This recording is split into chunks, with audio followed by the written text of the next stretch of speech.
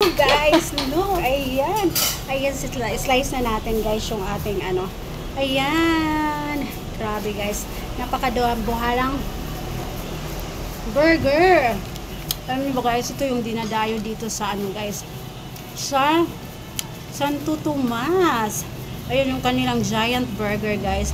Ayan kung magkano to siya guys. Very affordable lang siya. 700 ano lang siya guys. 710 for ano, good for 6 person na siya guys. 4 to 6. Ayan, good for 6 person na siya. May nachos na siya guys, and then meron na siyang fries. Ayan o, diba? Very affordable. Ayan. So ayan, slice lang natin siya guys para ayan, makain natin. Ayan, diba guys, ang ano niya, ang laki niya guys. So, alam, mapurol man yung kanilang ano guys. Oy, hindi na ayos ang pag ano slice guys. Pwede mapurol. Purol yung kanyang ano. Parang Apaw-apaw yung kanyang fries guys. bawasan natin. Bawasan natin para di makapaw. Oh, be. So, let's eat. Ito nga pala yung mga kasama ko dito guys. Yung aking Frenny. And then, yung kanyang bunso. Yung kanyang youngest daughter guys. O, diba?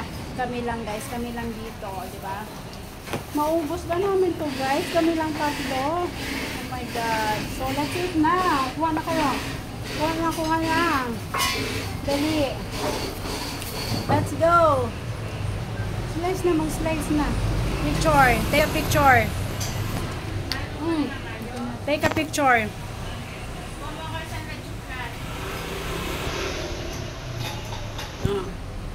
Go.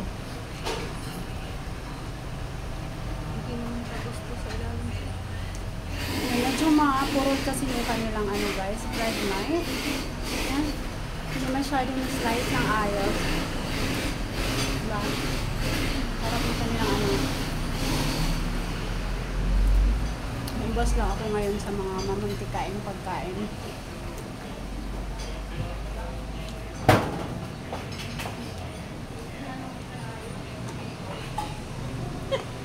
Ano ba yan? Parang ang tagal naman. Hindi na mahimas. Nachos. Maalat pala to. Hindi maalat yung nachos guys. Kaya parang mustara. Ewan lang. Hindi ma-slice? Hindi, okay na. Bigyan ko lang. Ayan. So let's eat na guys. guys. Loaded yung laman niya kaya ano siya. Ayan. Dito lang yan sa Ahoy Burger. Ayan. Ahoy Burger guys. Here in Santo Tomas, Batangas.